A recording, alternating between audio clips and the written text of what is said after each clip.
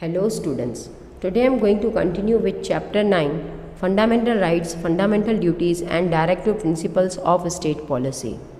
In my previous videos I have explained you about fundamental rights and fundamental duties. Today I am going to explain you directive principles of state policy. The directive principles have been incorporated in chapter 4 of our constitution.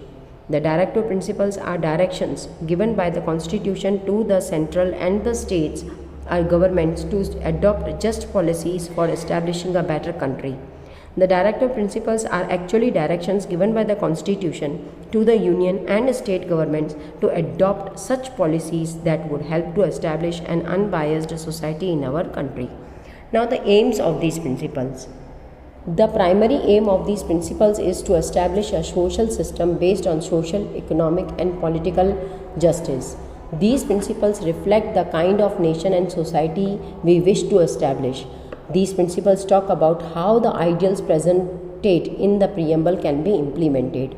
These principles are not included in the Indian Constitution. These principles do not have a legal status or legal backing or legal utilization.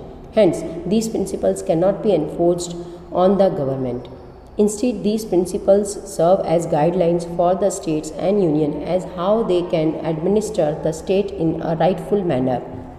These principles incorporate rights that are required for the overall development of mankind. As per the words of Dr. Baba Saheb Ambedkar, to rule the regime, these principles are the foundation. These words mean that the attempt should be made to establish political democracy in our constitution. However, political democracy cannot be achieved alone without social and economic democracy. Hence, to attain political, social and economic democracy, the directive principles are divided into various sections. Number 1. Principles related to economic policy. Equal distribution of wealth and resources among all classes for the welfare of the citizen should be done. State should see that assets and production of resources do not get disturbed only to certain group or section of the society. Equal pay for equal work for both men and women should be given. Provision should be made for good health of laborers. At times, to due financial burden, men, women and even young children take up works at places which are highly unhygienic or where health is compromised. This should not happen. State should promote cooperation in administration of industrial units by laborers. Principles should be developed by state for providing protection to children and youths against exploitation and against moral and material abandonment so as to make them live in a healthy and dignified environment. Relief and leave at the time of delivery should be provided to women, workers, insurance, bonus, maternity leave, gratuity and other legal rights should be included in the policy. Policy should be made to organize agricultural and animal husbandry on modern and scientific lines.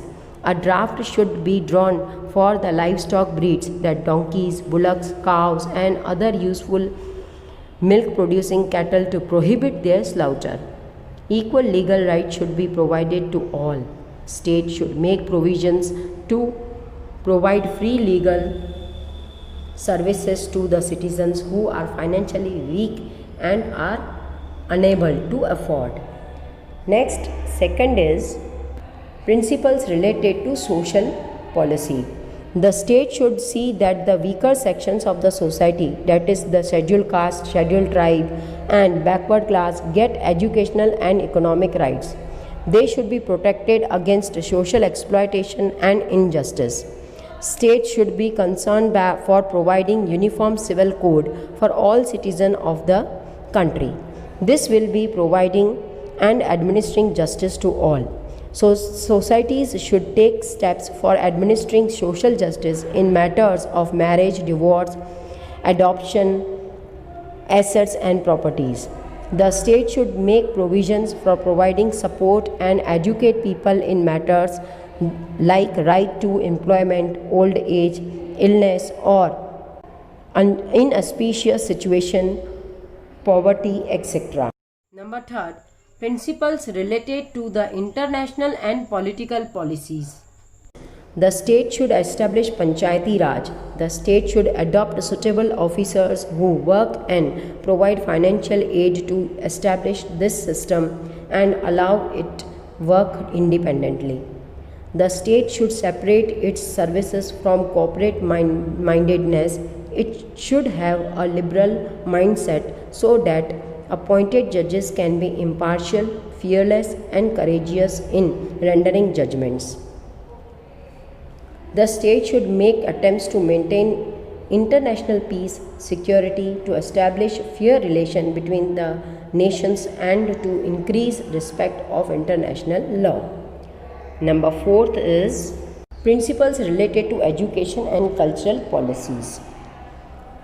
As per our constitution, children are in the age group between 6 to 14 years of age should be provided free and compulsory education.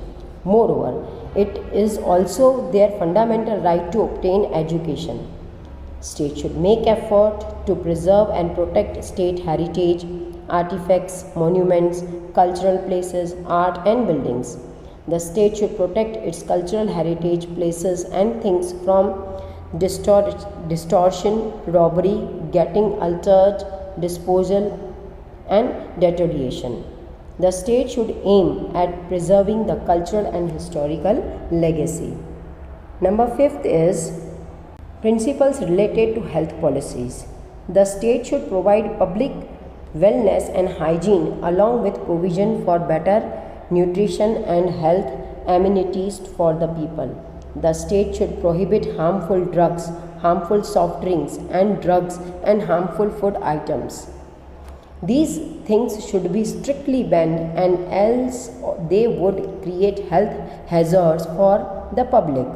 State should draft policies and make efforts to preserve environment while bringing latest changes and hence take care of the forest and vegetation. Next is state should see that laborers work in a hygienic environment. State should also see that the laborers obtain the time and leisure to have social and cultural development. Provision for entertainment should be made available to them so that they can refresh themselves and have a healthy mind. Your homework is answer the following questions.